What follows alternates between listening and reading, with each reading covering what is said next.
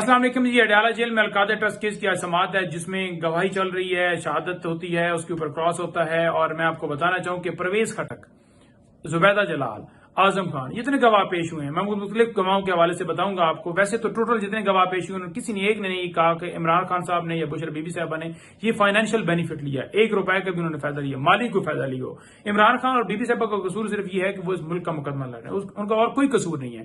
تو جب پرویز خٹک آیا، اس نے آ کر جو اسٹیٹمنٹ دی، جو شہادت دی، اس نے کہا کہ شہزاد اکبر لفافہ لے کر آیا، سیکرٹ تھا اور ہم نے پہلے انکار کیا یہ نہیں ہونا چاہیے اور پھر بعد میں ہم نے سائن کر دیا. ایک جگہ کے اوپر اس نے عمران خان کا نام ہی نہیں لیا. جو کہتے تھے کہ عمران خان کا رول ہے، عمران خان نے یہ کہا ایک جگہ پر. اور جب پراسیکیوشن نے کہا ہمیں کہ آپ کو مبارک ہو تو اس نے تو نام نہیں لیا، کیونکہ شہادت جب اس نے مکمل کی تو انہوں نے ہمیں مبارک دی کہ ہم نے جتنا کیس بنایا تھا یہ تو ڈھم کر کے گر گیا. اور جو ہم مین گواہ ہمارے تھے جن کے اوپر ہم سارا رلائی کر رہے تھے کہ یہ آئیں گے اور سارا کریں گے، ڈیفینیٹلی انہوں نے اس سینس میں کہا کہ آپ کو مبارک ہو.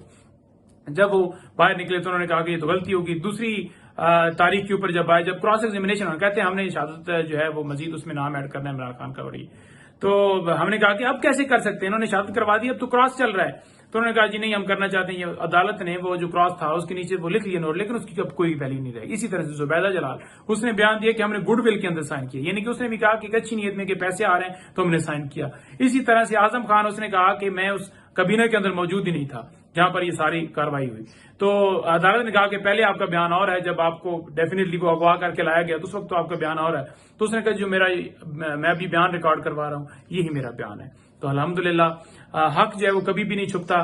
تو اس کیس کے اندر یہ چل رہا ہے، یہ کیس ان کا انشاءاللہ تعالی ڈرم ہو گیا. اب عدالت نے اگر سزا دی تو ڈیفینیٹلی وہ پیچھے سے لکھا ہے فیصلہ جی کر دو سزا. اور وہ ادروائز جو وہ ایک لیگل بھی بنانا چاہتے تھے، ایک لیگل اسپیکٹ کے اندر گواہیاں لا کر اور ایک وہ بلڈنگ جنریٹ کریں کہ واقعی بہت بڑا جناب اس کے اندر قصور عمران خان نے کیا ہے، تو یہ گواہوں نے آ کر انہوں نے خان کے حق میں اسٹیٹمنٹس دی ہیں.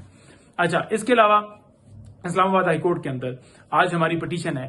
وہ پٹیشن کیا ہے؟ وہ بشرا بی بی صاحبہ کی طرف سے پٹیشن دائر کی گئی ہے جس میں مقدمات کی تفصیلات کے حوالے سے، اور ہم نے آپ کو بتایا تھا کہ وہ ساری صورتحال وہاں پر چل رہی ہے، جس میں 9 مئی کے مقدمات میں ان کو جو ہے بے گناہ طور پر امپلیکیٹ کر دیا گیا. اور اسی طرح سے یہ کاروائیاں جاری ہیں. یہ چاہتے ہیں کہ ان کی فیملی کو توڑے، 9 مئی کے مقدمے میں ڈالیں، اس میں ڈالیں، اس میں ڈالیں. 1 سال کے بعد ان کو خیال آ رہا ہے کہ یہ بھی بندہ انوالو ہے. کل وکیلوں پر ایک ایک کر کے ڈالتے جائیں گے کہ یہ وکیل بھی تھا، یہ بھی وکیل تھا.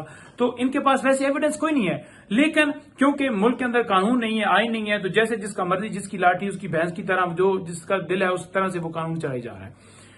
تھرڈ بات یہ ہے کہ اسلام آباد ہائی کورٹ میں ہی جو مداخلت ہوتی ہے میٹنگ کے درمیان، جناب کبھی اوپر سے کال آتی ہے، کبھی کسی کی کال آتی ہے، یہ جائے گا یہ نہیں جائے گا، درمیان میں رکھنے ڈالتے ہیں، کوئی پرائیویسی نہیں ہے، کوئی سیکرٹ بات نہیں ہے.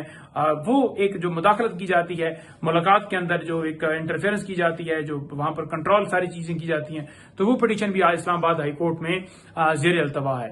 تو اس طرح سے مختلف اور کیسز بھی ہیں جو دن میں آپ کو مختلف اپنے ٹویٹس کے ذریعے اپڈیٹ کروں گا. جو مزید درخواستیں دی جائیں گی وہ بھی آپ کو اپڈیٹ کروں گا. بہت شکریہ.